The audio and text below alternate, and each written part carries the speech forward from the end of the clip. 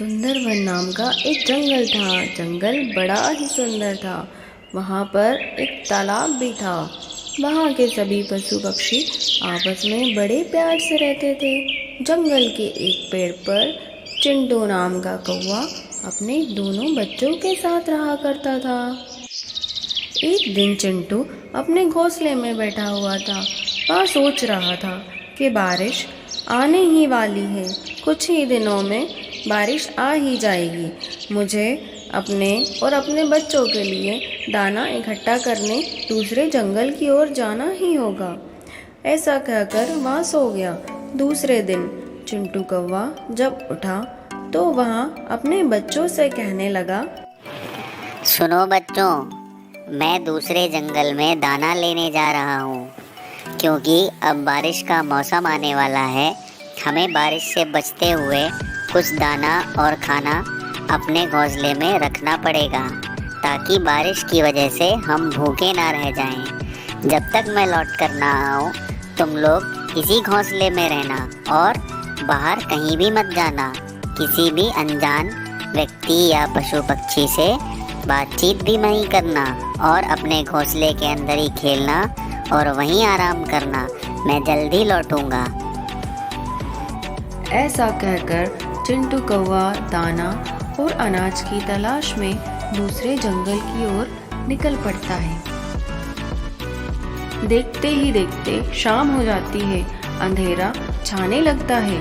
बादल गड़गड़ाने लगते हैं और बहुत जोरों की बारिश होने लगती है। चिंटू कौवे को कुछ समझ में नहीं आ रहा होता है कि वह क्या करे। तभी उसे एक संतरे का पेड़ दिखता है और वह उस पर जाकर बैठ जाता है। सोचता है, जब तक बारिश रुकेगी मैं यहीं आराम करता हूँ। अपनी डाली पर कौवे को बैठा देख संतरे का पेड़ कहता है, अरे ओ काले कौवे, तू मेरी डाली पर मत बैठ। तू मेरी डाली पर बैठकर मेरे सारे फलों को खराब कर देगा। मैं नहीं चाहता कि तेरे जैसा काला कौवा मेरी डालियों पर बैठे।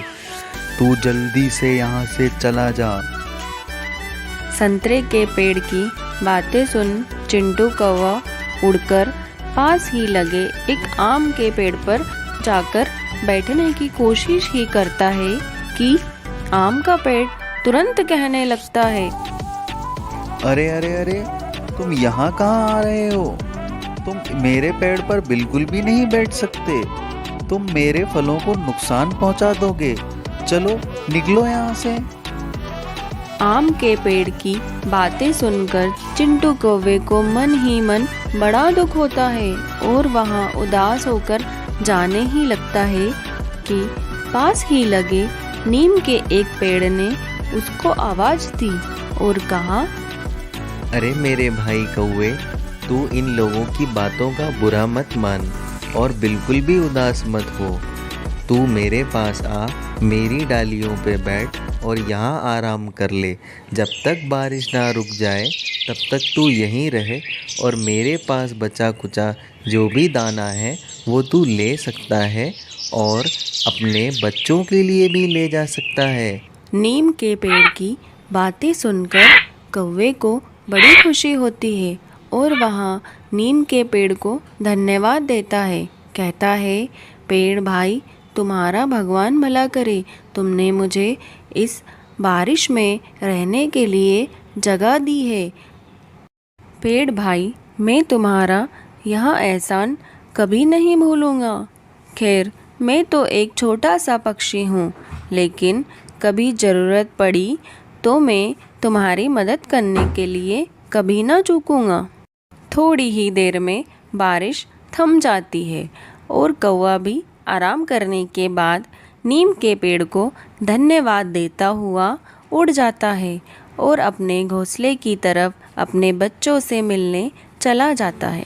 कुछ ही दिनों के बाद चिंटू कौवा देखता है कि जंगल की ओर बड़ी बड़ी मशीन लिए लकड़हारे बड़े बड़े औजारों के साथ पेड़ काटने के लिए पहुंच जाते हैं और वहां बहुत से पेड़ों को काट चुके होते हैं।